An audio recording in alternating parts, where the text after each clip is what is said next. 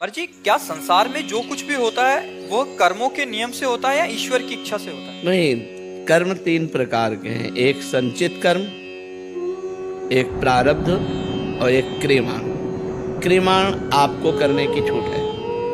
आप अच्छे से अच्छा कर सकते हो, बुरा से बुरा कर सकते हो। प्रारब्ध विवश होकर भोगना पड़ेगा। सुख है या दुख है, जो प्रारब्ध में है वो तुम्हें विवश होकर भोगना पड़ेगा। और संचित कर्म गोदाम, जो आपका अनेक जन्मों का कर्म समुदाय रखा हुआ है, जिसके कारण आपको बार बार जन्म बार बार मरण होना है, वो संचित कर्म। जिसके कारण इस शरीर को सुख और दुख भोगना है, वो प्रारब्ध कर्म। और क्रियमाण, इसमें छूट है। आप अच्छे से अच्छा कर्म कर सकते हो, बुरे से बुरा कर्म कर सकते हो। इसमें हरी इच्छा कुछ नहीं है। ये कर्मों का सिद्धांत है। अब भगवान की हम शरण में चले गए। भगवान ने हमारे संचित कर्म भस्म कर दिए, प्रारब्ध भोगने की सामर्थ्य दे दी और नवीन कर्म हमारे भागवतिक हो रहे। अब हम मुक्त हो जाएंगे। अब हम भगवान की इच्छा से जुड़ गए। अब हमारी इच्छा भगवान की इच्छा में समर्पित हो गई।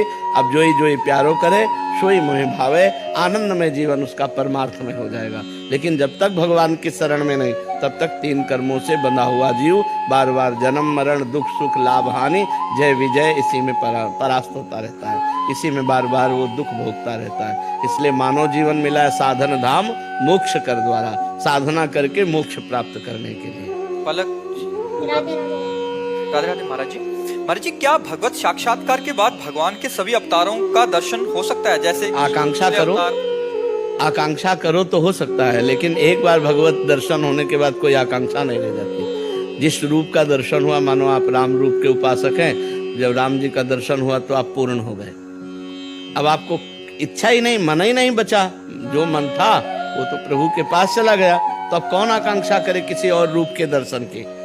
वो कोई आकांक्षा नहीं करता। तो भगवान का साक्षात्कार होने पर कोई आकांक्षा नहीं रहती। पर भगवान का साक्षात्कार करने के लिए आप जिस मूर्ति की, जिस भाव की, तो वही भाव वैसे रूप प्रभु धारण कर लेंगे।